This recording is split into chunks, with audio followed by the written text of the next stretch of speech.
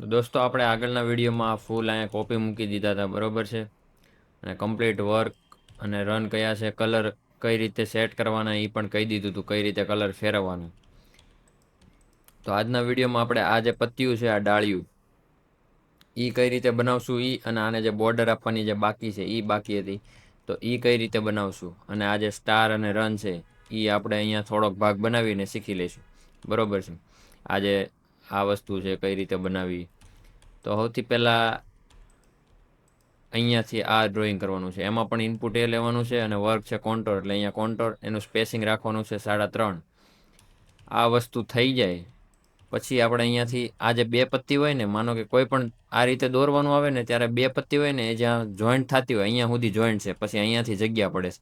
તો જ્યાં જોઈન્ટ થતી હોય ને ત્યાંથી થોડુંક અંદરથી દોરવાનું આ રીતે, અને અહીંયા થોડુંક અંદરથી એટલે દોરવાનું ઓવરલેપિંગ. ઓવરલેપિંગ શું કામ કરવાનું એ મેં તમને આગળના વિડીયોમાં કહી દીધું હતું. તો આ રીતે ઓવરલેપિંગ કરીને અને પહેલાં બે છેલ્લા બે લેફ્ટથી ઇનપુટ એ આપણે આગળ દોરતા શીખી ગયા એ રીતે સેમ દોર નાખવાનું. પછી અહીંયા જો શેપ સુધારવો પડે એમ હોય તો આ રીતે કમ્પ્લીટ શેપ સુધારી નાખવાનું. આ રીતે છે આ ડાળીઓ દોરવાની છે. અહીંયા જ્યાં જોઈન્ટ હોય ત્યાંથી થોડુંક અંદરથી લેવાનું આ રીતે.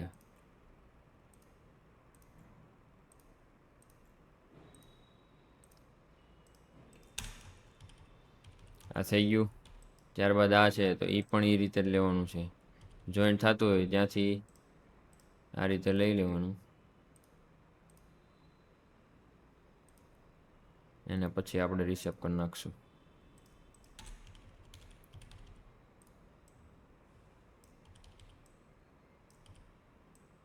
આ રીતે થોડુંક અંદરથી દોરવાનું છે ઓવરલેપિંગ કરવા માટે. આ રીતે કમ્પ્લીટ દોરવાનું. હવે આજે ગોળવાળું છે એ કઈ રીતે દોરવાનું એ તમને કહી દો. એમાં પણ સેમ જ રીત છે, પહેલા બે ને છેલ્લા બે લેફ્ટ, બરોબર. આપણે જે ઇનપુટ એની પ્રોપર્ટી આવે એ સેમ જ રીત છે, કોઈ પણ અલગ નથી. પહેલા બે અહીંયા લેફ્ટ, પછી બધા રાઈટ. જ્યાં ખૂણો આવે ત્યાં લેફ્ટ કરવાનો, બાકી બધા રાઈટ કરવાના છે. આ રાઈટ રાઈટ, અહીંયા રાઈટ રાઈટ, આ બધા રાઈટ છે. હવે અહીંયા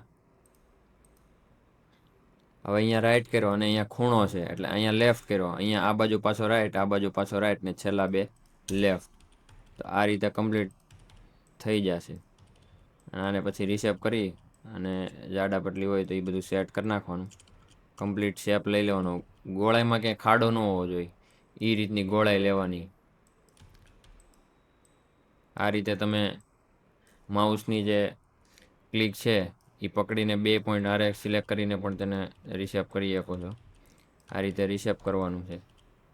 રિસેપ કરીને કમ્પ્લીટ આ રીતે શેપ લઈ લેવાનો, જ્યાં પણ હજી તમને ખાડા દેખાતા હોય, બરોબર. આને સિલેક્ટ કરીને અને તમે કીબોર્ડમાં જે ઉપર નીચે અને સાઈડમાં જે કરવાની એરો આવે, બરોબર, એરો કીથી પણ તમે આ રીતે કરી શકો છો. જ્યાં પોઈન્ટ મૂકવા પડે ત્યાં પોઈન્ટ મૂકીને આ રીતે કમ્પ્લીટ શેપ લઈ લેવાનું. હવે છેલ્લા બે લેફ્ટ છે ને, છેલ્લા બે લેફ્ટ એ ક્યાં કરવાના? જ્યાં આ રીતે સ્ટીચ પૂરા થતા હોય ત્યાં કરવાના. મેં અહીંયા છેલ્લા બે લેફ્ટ કર્યા છે. શું કામ? કેમ કે આ સ્ટીચ ક્યાં પૂરા થાય છે? અહીંયાથી શરૂ થયા અને અહીંયા પૂરા થયા. તો પૂરા જ્યાં સ્ટીચ થતા હોય ને ત્યાં છેલ્લા બે લેફ્ટ કરવાના, એટલે સેમ જે રીતે ડિઝાઇનમાં છે એ રીતે સેમ તમારે બેસી જશે સ્ટીચ, બરોબર. પછી હવે આ જે રન દોરવાનો છે એ અહીંયા તમારે ટ્રિપલ રન લેવાનો. અહીંયા ટ્રિપલ રન લઈને અને એમાં પણ આ થોડુંક અંદરથી દોરવાનું આ રીતે. આમાં ખાલી આ રીતે જ આવશે, ઉપર બસ બોર્ડર મારી દેવાની આ રીતે. એટલે આ થઈ ગયું, બરોબર. હવે અહીંયા છે તો અહીંયા પાછો ટ્રિપલ રન લેવાનો.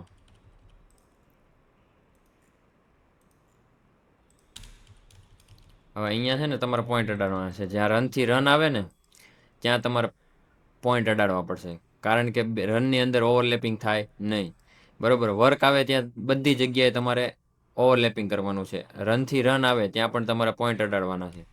એટલે જ્યાં રન આવતો હોય રનથી રન ત્યાં તમારે પોઈન્ટ અડાડવાનો. રનથી વર્ક હોય ત્યાં પણ ઓવરલેપિંગ કરવાનું, વર્ક હોય ત્યાં પણ તમારે ઓવરલેપિંગ કરવાનું.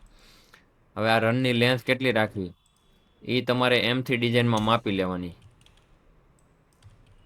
અહીંયા જે પણ ટાંકો તમને દેખાતો હોય જ્યાં પણ, બરોબર, આ જે રન છે તો એમાં અહીંયા એક ટાંકો અહીંયા તમને દેખાય છે, તો એમ કરીને અહીંયાથી અહીંયા માપી લેવાનું. 2-3 અહીંયા તમે માપો એટલે તમને ખબર પડી જશે કેટલી છે.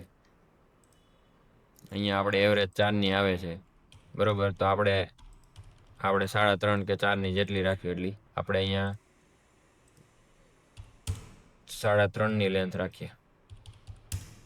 બરોબર. એમાં આ ટ્રિપલ રનમાં વેરિયેબલ રન લેન છે એ બંધ રાખવાનું છે, રન કાઉન્ટમાં 3 રાખવાનું છે, અને રન લેન છે એ 3.5ની. બરોબર, એ આપણે ડિઝાઇનમાં માપી નાખીએ. આ ઓપ્શન તો બંધ જ રાખવાનો છે ને અહીંયા રન કાઉન્ટ આપણે ટ્રિપલ રન શીખવાડ્યું ત્યારે કીધું હતું કે ટ્રિપલ રન છે એ એકી સંખ્યામાં આપણે 15 સુધી વધારી શકાય. તો અત્યારે આ ટ્રિપલ રન છે એટલે આપણે અહીંયા 3 નાખેલા છે. બરોબર, આ રીતે ટ્રિપલ રન કમ્પ્લીટ કરવાના. આ રીતે તમે આ રીતે આ જે વર્ક છે ડાળી એ રીતે એ કમ્પ્લીટ કરવાની. ત્યારબાદ આ જે સ્ટાર છે બરોબર, એ અહીંયા સ્ટાર આપેલો છે, સ્ટાર લઈને અહીંયાથી કમ્પ્લીટ આ રીતે સ્ટાર દોરી દેવાનું છે. હવે તમારે અહીંયા આ રીતે જોઈન્ટ કરી દેવાનું છે અને અહીંયા પણ પોઈન્ટ અડાડી દેવાનો છે. આની કોપી લઈને અહીંયા મૂકી દેવાની છે. આ રીતે સ્ટાર છે તમારે બધા કોપી લાગી જશે.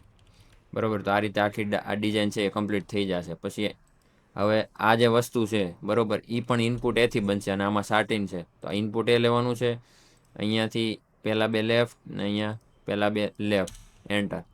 અને આમાં વર્ક છે સાટીન એટલે અહીંયાથી આપણે સાટીન વર્ક કરશું અને એનું સ્પેસિંગ 0.75. આ જે થઈ ગયું અહીંયા સેટ કરી દેવાની છે અડધી, અને અડધી આપણે રિફ્લેક્ટ મારીને કોપી મારશું. હવે એ કઈ રીતે કરશું એ આપણે હમણાં બતાવું તમને.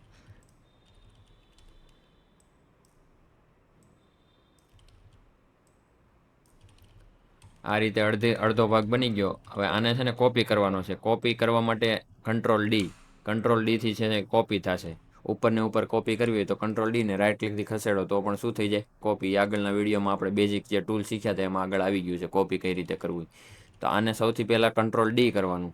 પછી કીબોર્ડમાં 7 નંબર દબાવવાનો છે. જે ઉપરની સાઈડ જે આપણે ABCD આવે એની ઉપરની સાઈડ જે 7 આવે એ 7 નંબર દબાવી અને અહીંયા વચ્ચે અહીંયાથી આ રીતે ક્લિક કરવાની છે. એટલે આ ભાગ જે છે કોપી માર્યો તો એ ભાગ પલટીને આ બાજુ આવી જશે. આને રિફ્લેક્ટ કહેવાય.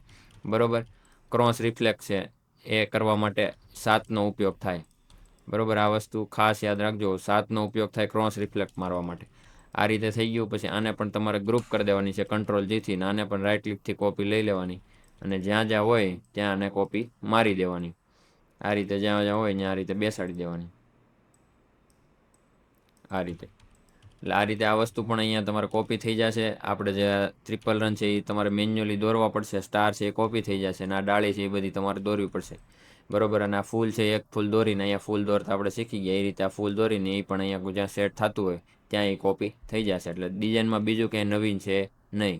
આ સ્ટાર છે એ શીખવાડી દીધા, રન શીખવાડી દીધા, આ જે ડાળી બનાવતા શીખવાડી દીધી, આ કઈ રીતે શેપ લેવો એ પણ નીચે તમને ડાળીમાં શીખવાડી દીધું. ફૂલ કઈ રીતે બનાવવું એ આખું આપણે શીખી ગયા. હવે એક વસ્તુ બાકી રહી છે કે આને હવે બોર્ડર આપી છે, તો આને બોર્ડર કઈ રીતે આપી. તો આને એક હારે જો આ બધી પાંદડીમાં ફરતી જરીની બોર્ડર છે, તો આ જરીની બોર્ડર છે એ ટ્રિપલ રનની છે. તો હવે એ આપવા માટે આપણે જે પત્તીને આપણે તમારે બોર્ડર આપી હોય એ બધી પત્તીને સિલેક્ટ કરવાની છે. બધી પત્તી સિલેક્ટ થઈ ગયા પછી એને ગ્રુપ કરી દેવાની. એટલે પછી આ જે બધી પત્તી છે એને સિલેક્ટ કરી અને અહીંયા આઉટલાઇનમાં અને ઓફસેટમાં જવાનું છે. આઉટલાઇનમાં જઈ અને આ જે નીચેનો ઓપ્શન છે એ બંધ કરી દેવાનો છે. અને આ જે ઉપરનો ઓપ્શન છે, ઉપરના ઓપ્શનમાં અહીંયા તમારે રાખવાનું છે ઇન્ડિવિજ્યુઅલ આઉટલાઇન ઉપર. ઇન્ડિવિજ્યુઅલ આઉટલાઇન અને અહીંયા રન કરવાનો છે ટ્રિપલનો, કારણ કે ટ્રિપલ રનની બોર્ડર છે. ભાઈ તમારે જે કલર આપવો એ કલર સિલેક્ટ કરીને અહીંયા આપી દેવાનું છે તમારે. ઓકે આપશો એટલે તમારે બોર્ડર ઓટોમેટિકલી બધી પત્તીમાં જેટલી પત્તી તમે સિલેક્ટ કરી હતી બધી પત્તીમાં બોર્ડર આવી જશે. હવે જો આ બધી પત્તીમાં તમારે બોર્ડર આવી ગઈ આ રીતે કમ્પ્લીટ. બરોબર, હવે આ બોર્ડરમાં છે એ લેન્થ પાછી 2ની આવી છે એટલે તમારે એ કરવા માટે પાછી આ બધી બોર્ડરને સિલેક્ટ કરવી પડશે. બરોબર, હવે છેલ્લે જે વસ્તુ દોર્યું એને સિલેક્ટ કરવા માટે ઓનો ઉપયોગ થાય. બરોબર, એનાથી તમે કરી શકો, પણ એની માટે તમારે તરત ઓ દબાવવું પડશે. નકર પછી ફરીથી આ રીતે સિલેક્ટ કરીને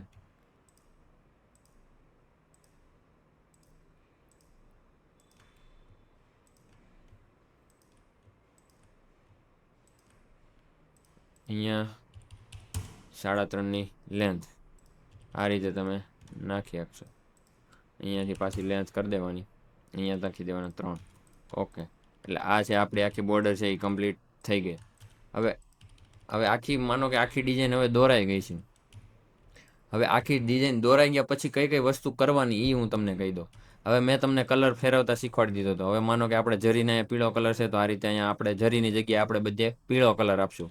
હવે ડિઝાઇનમાં જ્યાં જ્યાં જરી છે ત્યાં આપણે પીળો કલર યુઝ કરવી. એટલે મશીનમાં જ્યાં જ્યાં આપણે પીળો કલર આપ્યો છે ત્યાં મશીનમાંથી શું આવશે, જરી.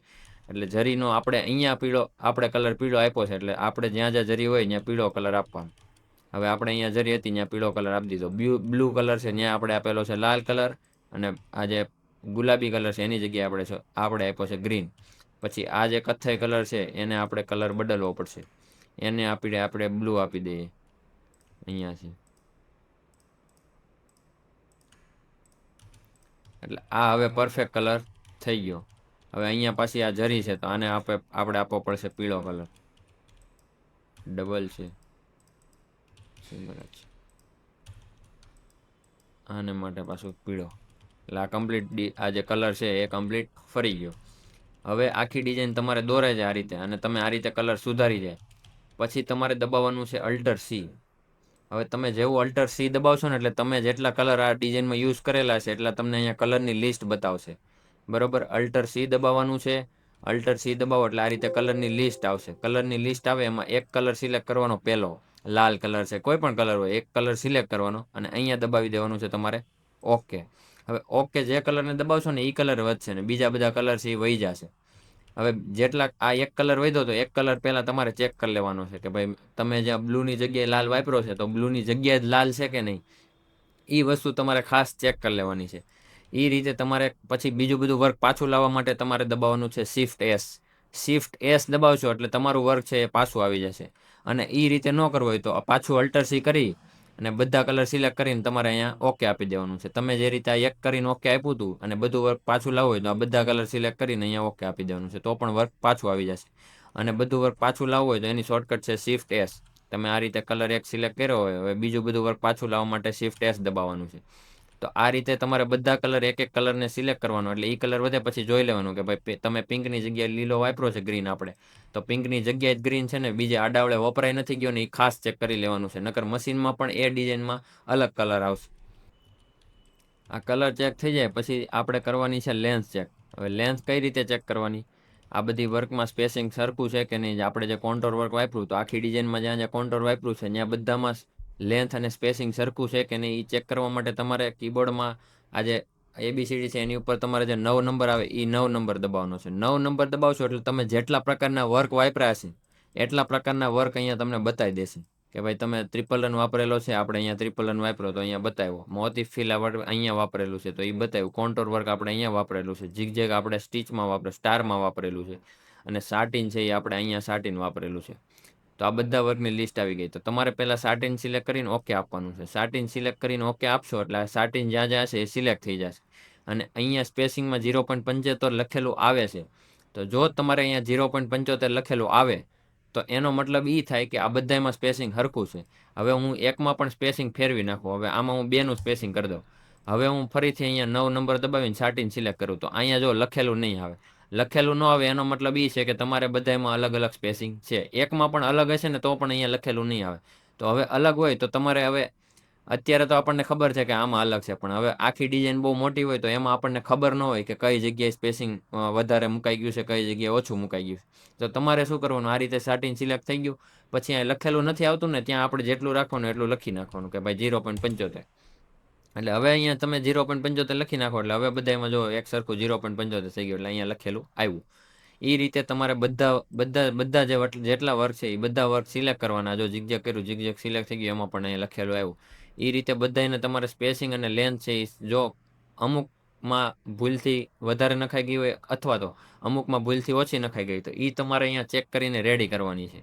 બરોબર, તો આટલી વસ્તુ ફરજિયાત ડિઝાઇન આખી ડ્રોઈંગ થાય ત્યારે કરવાની. શું શું કરવાનું? સૌથી પહેલાં તો મેં તમને કીધું આખી ડિઝાઇન કમ્પ્લીટ થઈ જાય અલ્ટર સીથી કલર ચેક કરી લેવાના, અને આ 9 નંબર છે એનાથી તમારે સ્પેસિંગ વર્ક કે લેન્થ જેટલું છે એ આપણે હરખું કરી નાખવાનું. જો ભૂલથી એકાદી પત્તીમાં અલગ રહી ગયું હોય એવું થયું હોય તો એ રીતે તમારે અલગ મૂકી દેવાનું છે. તો આટલી વસ્તુ ડ્રોઈંગમાં આવે એટલે અહીંયા તમારું ડ્રોઈંગ કમ્પ્લીટ થાય. કઈ રીતે કે તમે આખું બધી ડિઝાઇન ડ્રોઈંગ કરો ને આ બધું ચેક કરો એટલે તમારું ડ્રોઈંગ કમ્પ્લીટ. હવે આની પછી આવે રિપીટ, અને રિપીટ પછી આવે પંચિંગ. આનું આપણે રિપીટ મેળવવો પડે અને રિપીટ પછી આવે પંચિંગ. એટલે આપણે સૌથી પહેલાં કમ્પ્લીટ ડ્રોઈંગ શીખી લઈશું અને ત્યારબાદ આપણે કમ્પ્લીટ રિપીટ અને કમ્પ્લીટ પંચિંગ શીખશું. એટલે તમને સમજવામાં પણ ઇઝી પડે અને ડ્રોઈંગમાં પણ કોઈ સવાલ કે એવું કાંઈ રહે નહીં. એટલે આ રીતે આપણે કમ્પ્લીટ કોર્સ કમ્પ્લીટ કરશું. તો આ તમારી ડિઝાઇન છે બરોબર. આ ડિઝાઇન જો તમારે જોતી હોય તો કેપ્શનમાં અથવા તો નીચે જે કેપ્શન આપેલું છે એમાં નંબર આપેલો છે એમાં વોટ્સઅપ કરી દેજો કે ભાઈ મારે આ ડિઝાઇન જોતી છે, તો હું તમને વોટ્સઅપમાં સેન્ડ કરી દઈશ.